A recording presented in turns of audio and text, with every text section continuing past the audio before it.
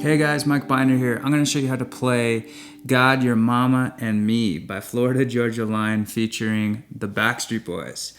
So what you're going to want to do is place a capo on the 3rd fret, and there's really just 4 chords for the whole song. You have this B, a C sharp minor, an A2, and an E, and it just cycles through that for all the sections.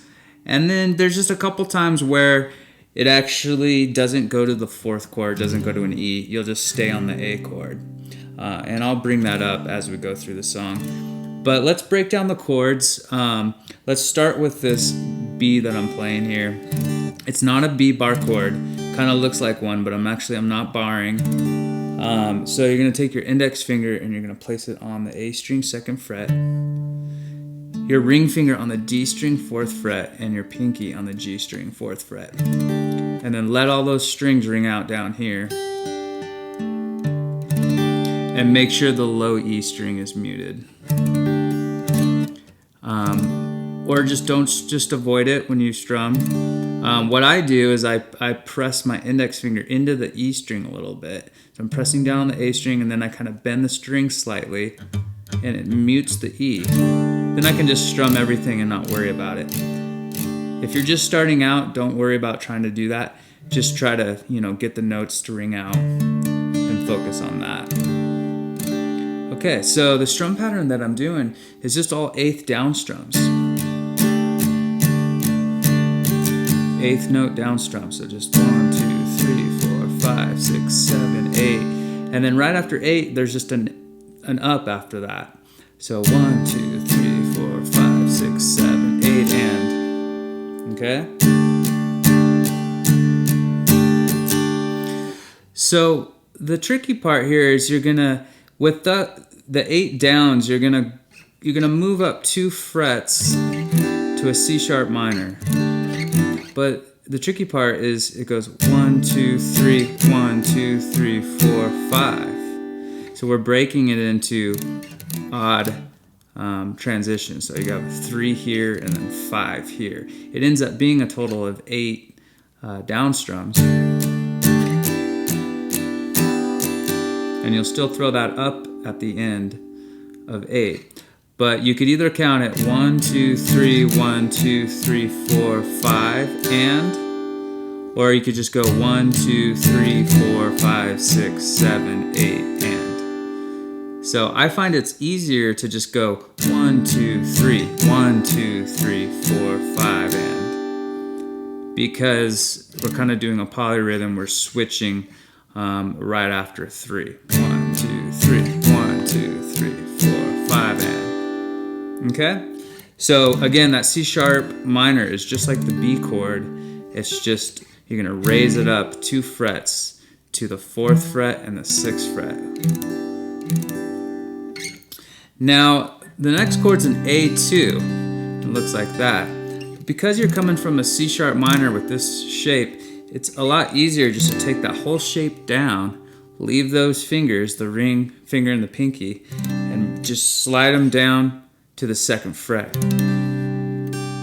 So they're still on the same strings that you used for B and C sharp minor, but you're bringing it down for A2. Now, normally I would say play an A2 like that with your index and your middle, and you can still do it that way. Although when you're coming from the C sharp minor, it's kind of hard to jump. You might find it easier just to leave those fingers there and slide them down. So it's gonna go 1, 2, 3, 1, 2, 3, 4, 5, and 1, 2, 3, and then we're gonna play an E. 1, 2, 3, 4, 5, and. So the same thing from A to E splits 1, 2, 3, 1, 2, 3, 4, 5, and. Now I'm playing E in a way that's a little bit different than what you might be used to. I'm using my ring and my pinky and then my middle finger to play an E. That's because I'm coming from this A2. Now you could go back and use those fingers, which is kind of more the normal way to play it. But again, because you're playing these chords, it's just smoother in this, in the recording studio. You got to look for every possible easy transition you can get to kind of eliminate squeaks and eliminate choppiness when you play.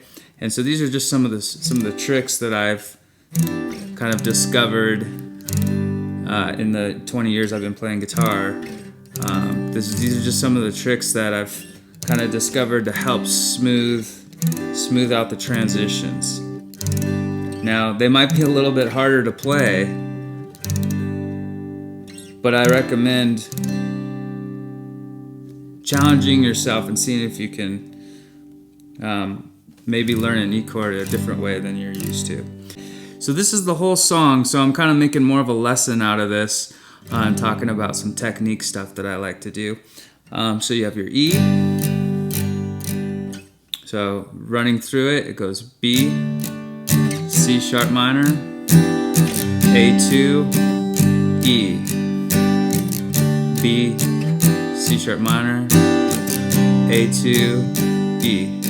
Now, at the end of the intro, it goes B, C sharp minor, A, and it just stays on A instead of going back to E. So it's actually easier because you're playing 3 chords instead of 4 chords. And then at the end of the verses, same thing. B, C sharp minor, A. Just stay there, and then, so that's at the end of the verses. And then halfway through the choruses, it does the same thing. Not at the end of the chorus, but halfway through the chorus, you'll notice that it just stays on the A. Like that. So it would be, it would be for a full 1, 2, 3, 4, 5, 6, 7, 8, and. Okay? So that should get you through the whole song. Thanks for watching, guys. Challenge yourself, see if you can learn how to play an A like that and an E like that.